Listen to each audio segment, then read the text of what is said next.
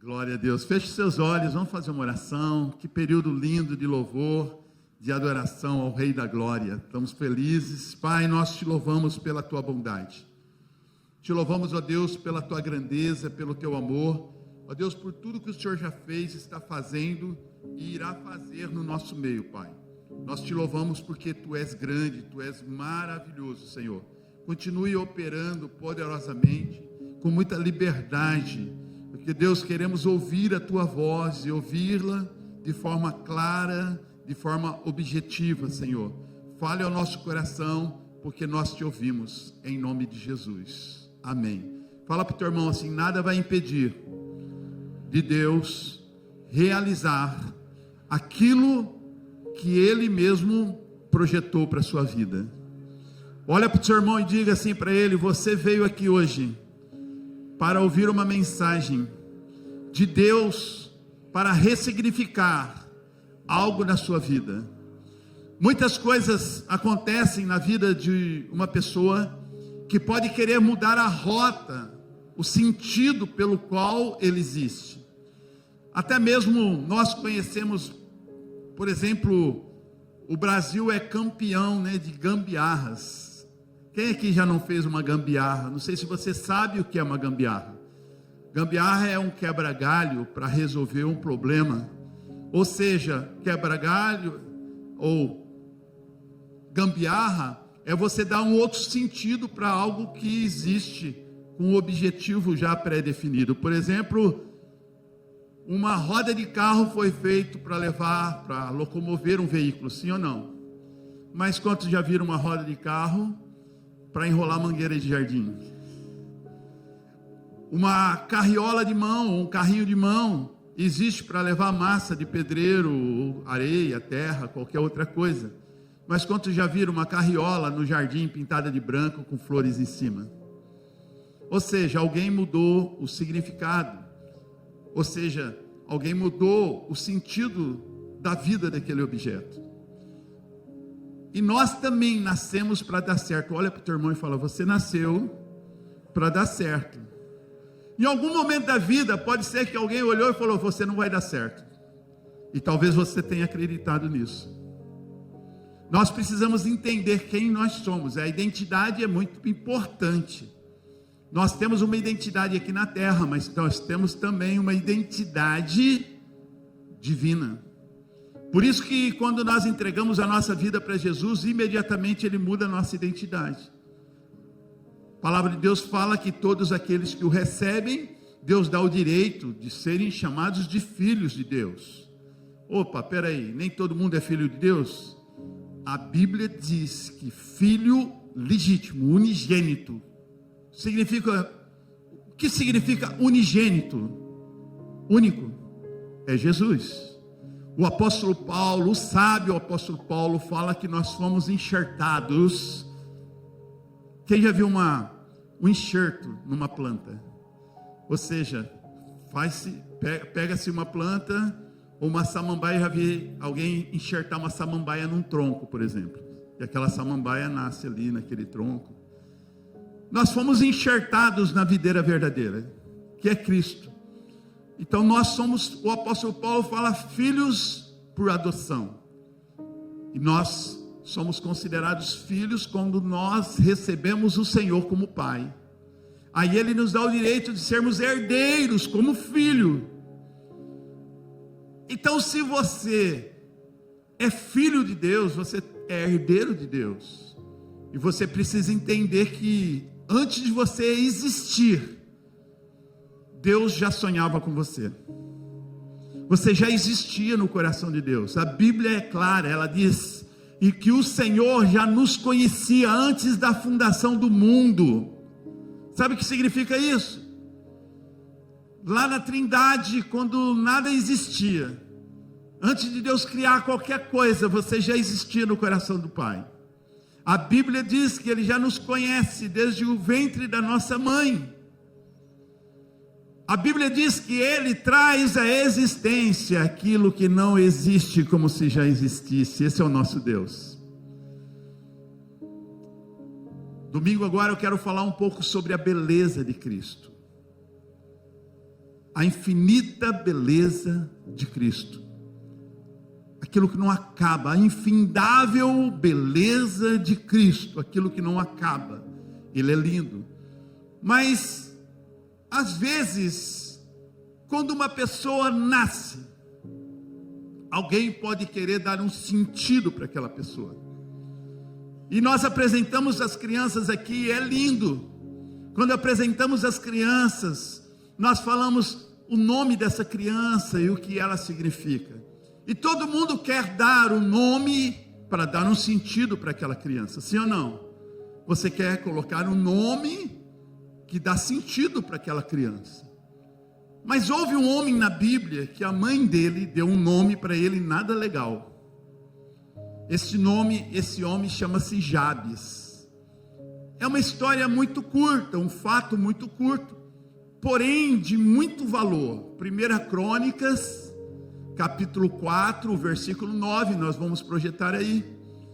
1 Crônicas, capítulo 4, versículo 9. Jabes foi o homem mais respeitado de sua família. Sua mãe lhe deu o nome de Jabes, dizendo: com muitas dores o dei à luz.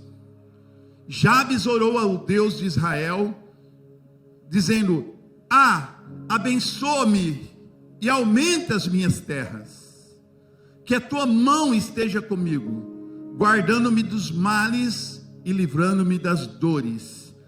E Deus atentou ao seu pedido. Tem uma outra versão, que é a versão transformadora. Essa que nós lemos é a Nova Versão Internacional, mas a Nova Versão Transformadora, para mim, ela é muito mais clara. Diz assim: havia um homem chamado Jabes, mais respeitado que qualquer um de seus irmãos. Sua mãe lhe deu o nome de Jabes, porque disse: eu o dei à luz com muita dor. Jabes orou ao Deus de Israel: como seria bom se me abençoasse e expandisse o meu território. Sê comigo em tudo o que eu fizer, e guarda-me de todo mal e aflição. E Deus atentou ao pedido dele. Sabe, nesse texto, em outras versões, diz que Jabes era mais ilustre do que todos os seus irmãos. A palavra ilustre é algo que destaca a personalidade desse menino. Ou seja, a mãe lhe deu um nome que tem o sentido de sofrimento, de dor. Toda vez que alguém olhasse e falasse: vem aqui, Jabes, era a mesma coisa de estar dizendo: sofrimento, vem aqui. Dor, vem aqui. Alguém aqui gostaria de se chamar sofrimento? Sofrimento, ninguém gostaria. Alguém aqui gostaria de ser chamado pelo nome de dor? Ninguém gostaria. E Jabes, ele vai ressignificar a sua história. Ele vai ressignificar a sua vida. Repita comigo, diga assim: eu posso ressignificar a minha vida. Você não é uma carriola de jardim. Você não é uma roda para enrolar uma mangueira. Você é alguém que vai levar a glória de Deus. Você entende isso? Quando Deus te criou, Ele falou: eu vou fazer ele ou ela a minha imagem e semelhança. Ao olhar para você, as pessoas vão olhar não alguém de dor, não alguém de sofrimento, não alguém que remoe o seu passado, mas alguém que ressignificou a sua história, alguém que acredita que o Deus de Israel é poderoso para fazer infinitamente mais do que tudo que você sonha ou pede, segundo o seu poder que opera exatamente em nós, através da nossa boca. Você pode profetizar, você pode ressignificar a sua vida. Talvez muitos aqui já receberam uma palavra na infância dizendo: você não vai ser nada na vida. Mas eis aí, olha quem te viu, quem te vê. Deus ressignificou a sua história. Nós estamos diante de um Deus que, ainda que alguém possa dar o nome de derrota, o nosso Deus, Ele é especialista, Ele é poderoso para transformar maldições em bênçãos. Você pode aplaudi-lo? Ele transforma. A Bíblia diz que ele foi mais ilustre. Sabe por que ele foi mais ilustre? Porque ele buscou ao Senhor. Quem busca ao Senhor é ilustre. É ilustre porque reconhece a sua pequenez, reconhece a sua fragilidade, reconhece a sua necessidade e ao mesmo tempo honra. Sabe, em primeiro lugar eu vejo o quê? Se Deus ouviu esse homem, é porque Jabes perdoou a sua mãe. Uma mãe que coloca o nome de sofrimento ou de dor no filho tem que ser perdoada. Ninguém merece isso. E a Bíblia diz que Deus ouviu a oração dele. A palavra de Deus fala que Deus não ouve a oração de um homem, de um marido, que não honra a esposa como vaso mais frágil, quanto mais de um filho que não honra a mãe. A mãe pode ter errado com ele, mas isso não significa que ele deveria carregar isso pela sua vida. Os erros dos nossos pais não justificam os nossos. Ainda que alguém tenha errado com você, não justifica você levar uma mágoa o resto da sua vida. Você pode hoje ressignificar a sua história. Você pode dar um novo sentido para a sua história. Sabe, em segundo lugar, ele não ficou preso ao passado, mas ele liberou algo na vida dele. Não fique preso por aquilo que aconteceu lá no passado. É porque um dia falaram isso de mim, é porque ninguém me deu oportunidade, é porque eu venho de um lar de sofrimento. Para com isso. O Deus que te chamou, Ele é um Deus de possibilidades, Ele é um Deus que abre portas aonde não há portas, Ele é um Deus de vitória, Ele vai à nossa frente, Ele quebra os laços, as armadilhas, as ciladas, e Ele sabe muito bem o que nós precisamos, sem que haja uma só palavra na nossa boca. O Deus que nós servimos, Ele ressignifica a vida, e nós precisamos entender isso. Sabe, não fique preso ao passado. Jabes, ele não ficou se lamentando, cheio de lamúrias. Eu tenho essa vida de sofrimento porque a minha mãe me deu esse nome. Para com isso. Você é exatamente aquilo que você acredita ser.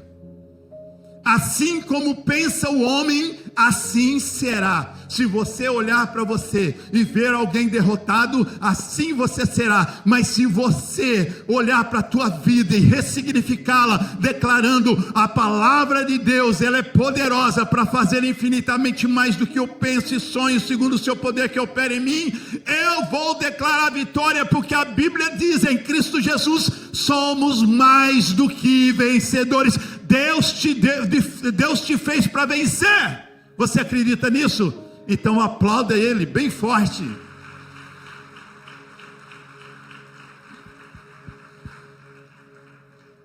Uma vez um amigo meu falou assim: eu tenho um prédio aqui, eu queria abrir um negócio, mas já me disseram que esse ponto é queimado, nada vai dar certo aqui. Já abriram tantas coisas e todas as coisas fecharam. E eu falei nisso, você pode ressignificar a história desse lugar. Nós ressignificamos a nossa vida e nós ressignificamos ambientes também. Nós fomos chamados para dar sentido ao sonho das pessoas. José, ele era perito em interpretar sonhos. Então nós somos peritos em dar sentido para a vida das pessoas. Você pode ressignificar a vida das pessoas que estão ao seu redor. Você pode ressignificar a história de um ambiente. Você pode ressignificar em Cristo Jesus a história de uma cidade e de uma nação. Você acredita nisso? Pois bem, Jabes, isso aconteceu no Velho Testamento e nós estamos falando até os dias de hoje.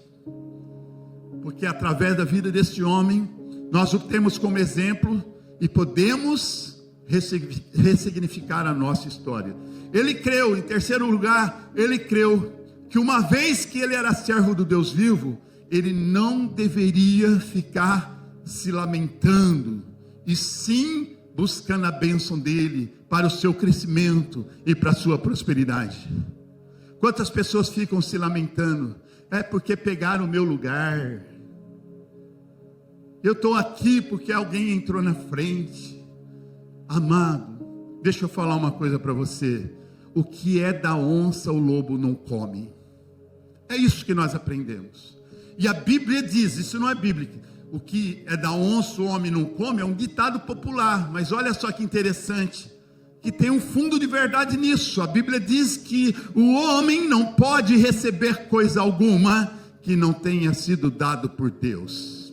Você está exatamente no lugar em que Deus planejou. Você está ouvindo a palavra de Deus. Você é como Maria, escolheu a melhor parte. Ai, a herança não será tirada de você. Você escolheu a melhor parte. Olha para o teu irmão e fala: por isso que você é ilustre. Jabes mais ilustre do que os seus irmãos, porque você deu ouvido à palavra de Deus. Sabe, quando nós conseguimos andar por fé, andar com integridade, ser uma pessoa honrada e fiel, Deus fica muito feliz e pronto para ouvir as nossas orações, como fez com Jabes. Nós precisamos ser íntegros, até mesmo para com Deus. Deus quer atentar para a nossa vida, sabe, como Ele fez com Jabes. Ele quer reescrever a sua história, Ele quer dar um novo sentido, de modo a incluir algumas coisas importantes na sua vida. Nós vamos ver o que? Algumas chaves importantes na vida desse homem. A primeira chave que eu vejo aqui é que ele orou a Deus. A oração é uma porta poderosa, é uma arma poderosa. Estava conversando com o Everton e falei assim: Everton, prepara uma palavra com o tema o louvor como uma arma de guerra. O louvor é uma arma de guerra, a oração é uma arma de guerra. Há quem diga: muita oração, muito poder; sem oração, sem poder. Então, a oração de Jabes foi ouvida por Deus. Então, qual foi o primeiro sentido da oração dele? Ele diz assim: que me alargues as fronteiras, ou seja, expanda o meu território. Alguém que pensa isso é alguém que carrega o nome ou título de sofrimento? Não. Jabes já tinha ressignificado algo dentro dele. É aqui dentro da sede das nossas emoções, na nossa alma, que nós ressignificamos a nossa vida. A gente não pode viver, por exemplo, aí fora diz a síndrome de Gabriela. Você já ouviu falar disso? Eu era assim, eu nasci assim e vou morrer assim. Nada disso. Você pode ressignificar, dar um novo sentido para a tua vida. Quer ver só uma coisa muito boba que acontece no meio de todo mundo? As pessoas falam assim: olha, meu avô morreu disso, o meu tio morreu disso, talvez a mãe ou o pai morreu, ou o irmão morreu disso, e você diz: eu também vou morrer disso. Você pode mudar a história. Você pode declarar, você pode orar a Deus e dizer: Senhor, em nome de Jesus, eu me levanto diante do Senhor em oração para clamar pela minha família. A partir de hoje está cancelada. Esse histórico está cancelado diante do Senhor. Eu declaro: há poder nas orações. A tua palavra diz que a oração de um justo muito pode em seus efeitos. Então, pelo poder da tua palavra, eu declaro: está frustrado, está falido os planos de Satanás. Essa maldição acabou hoje, em nome de Jesus. Ninguém mais vai morrer disso na minha família. Você pode aplaudir Jesus?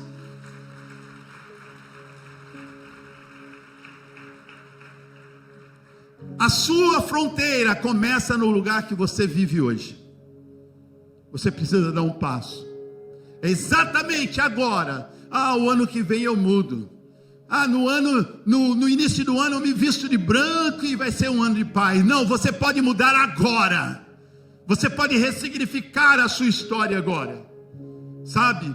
A sua fronteira inclui sua vida espiritual, sua família, seus bens materiais, dons, talentos. A fronteira também significa a margem, o limite que você está hoje. Você pode romper. É pedir que Ele renova os seus limites, Ele remova os limites, Ele abra as portas da oportunidade, que o Senhor expanda o meu território. Ele quer prosperidade, Ele quer crescimento, Ele quer uma visão mais aplanada, Ele quer uma visão mais profética, que o Senhor aplane os meus caminhos.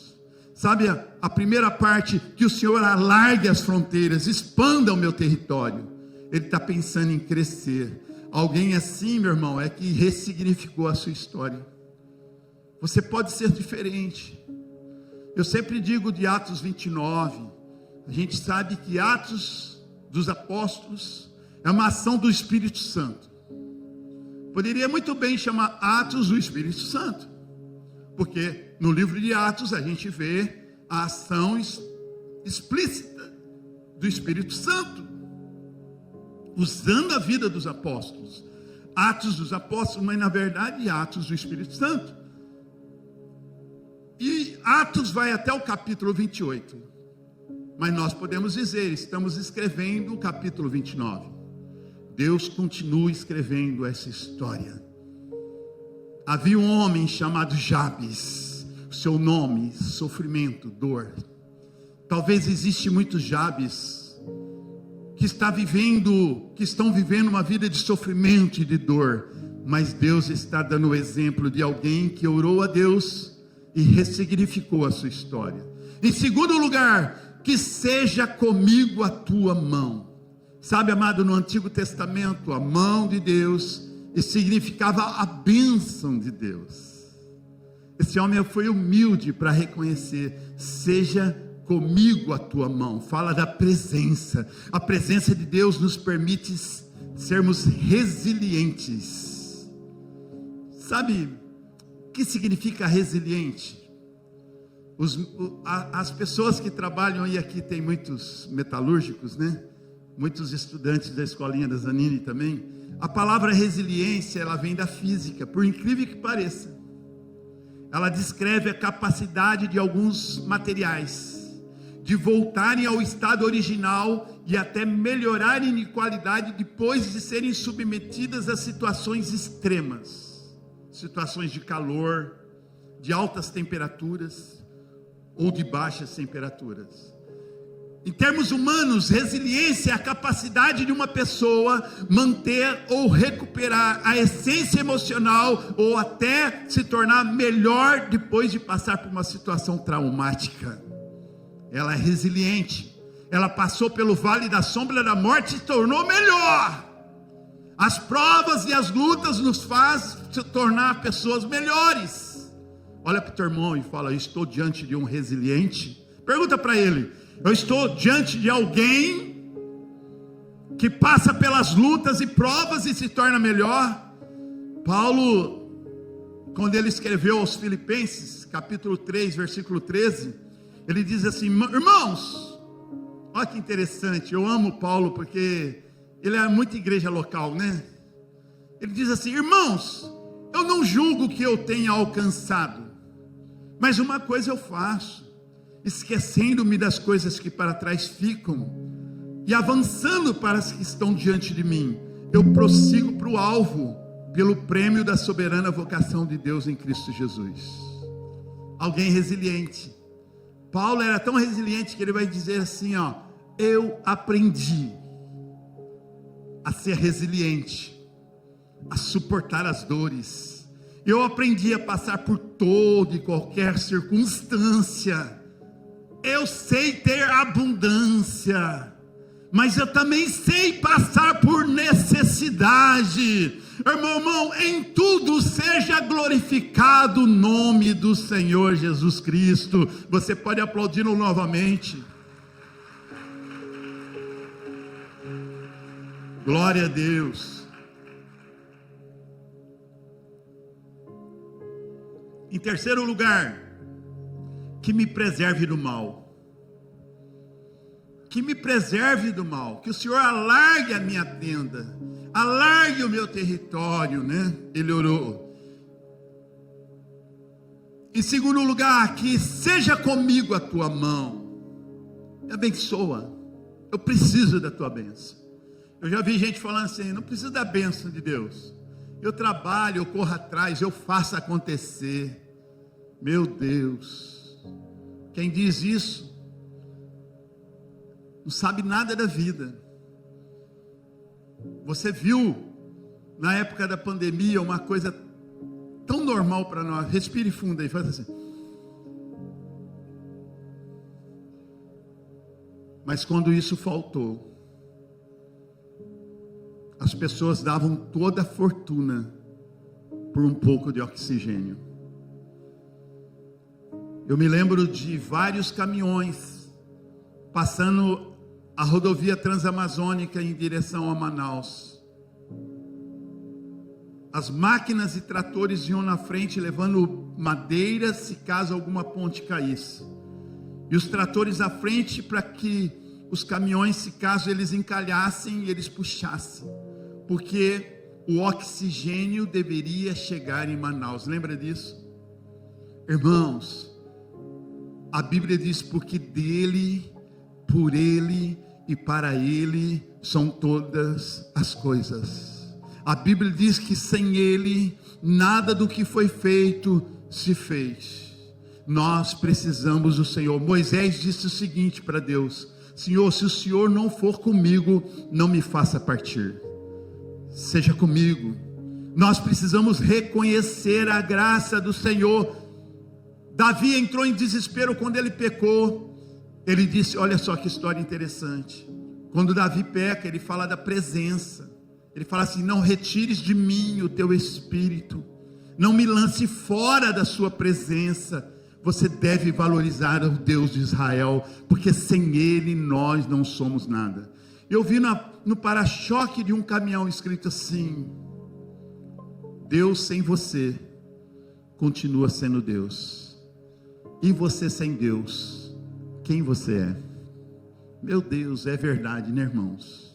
Quem nós somos sem Deus? Nós não podemos viver sem Deus. Ele é o autor da vida.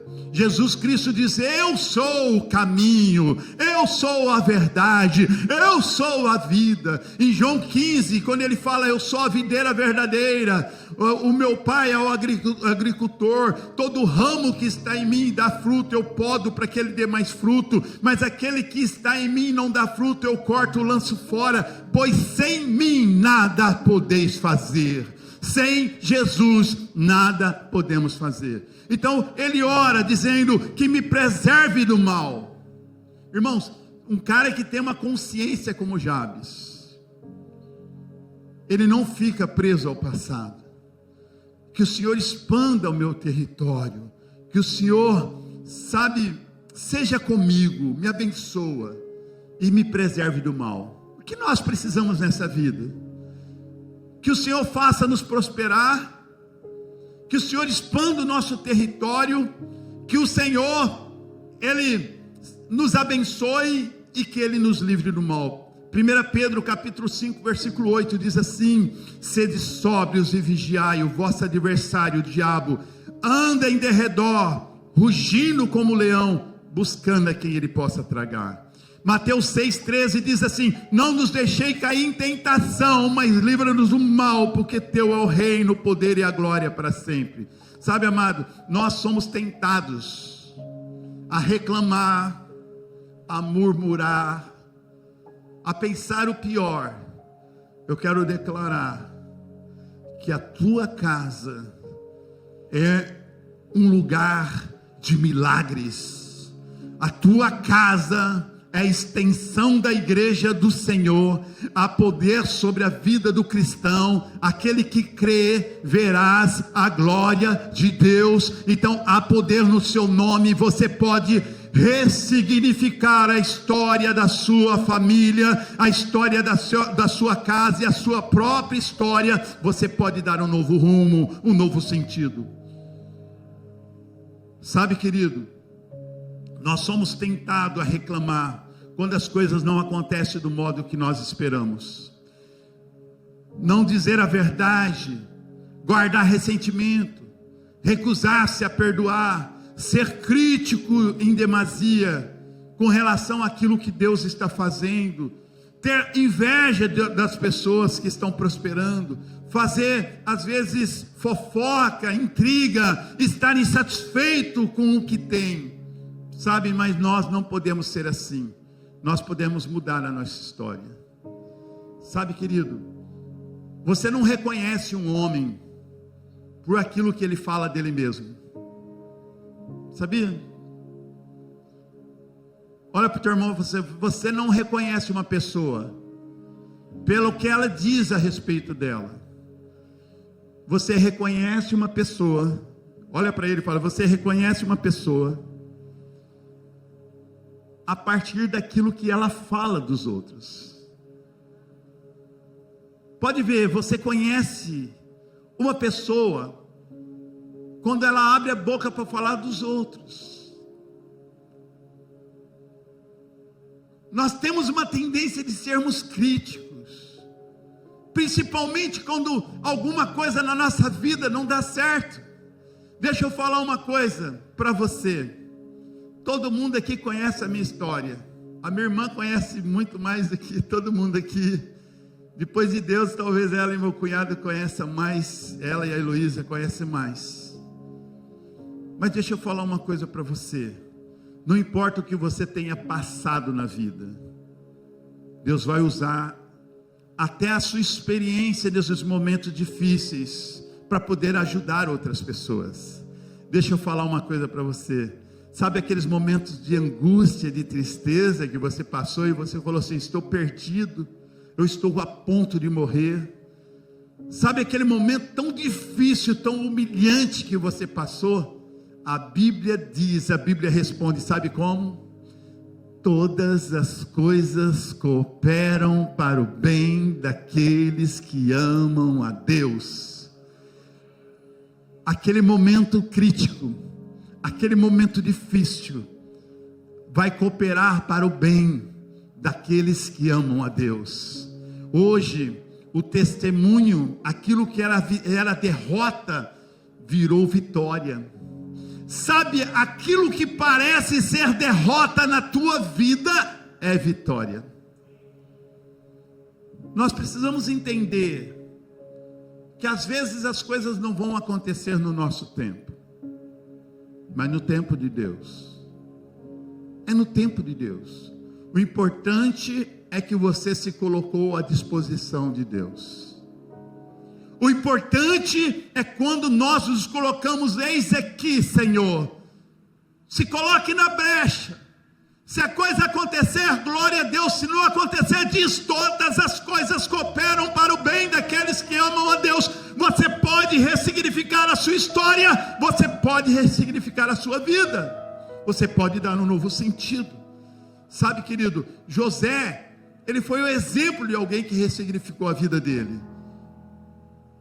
Ele ressignificou. Seus irmãos, você sabe a história de José, fizeram de tudo para frustrar os planos que Deus tinha na vida dele. Mas quando nasce 2 filhos de José, o primeiro ele chamou de Manassés, o segundo ele chamou de Efraim. Manassés significa, Deus me fez esquecer. Meu irmão, se você quer prosperar, Efraim significa, Deus me fez frutífero na terra do meu sofrimento. Se você quer prosperar, se você quer chegar a Efraim, quem quer chegar na terra a terra da promessa? Quem quer chegar? Quem quer frutificar aí? Efraim significa, Deus me fez frutífero. Quem quer ser frutífero aí? Não tem como você chegar e ser alguém frutífero. Não tem como você chegar em Efraim se Manassés não nascer. Manassés nasceu primeiro. Olha para o teu irmão e fala assim: primeiro você esquece, depois Deus te faz frutífero. Você pode aplaudir o Rei da Glória, você pode ficar em pé para glorificar o nome do Senhor. Que bom que você chegou até o final desse vídeo. Tenho certeza que essa palavra muito te edificou. Agora, deixamos aqui 2 sugestões para você assistir e que com certeza vai impactar a sua vida.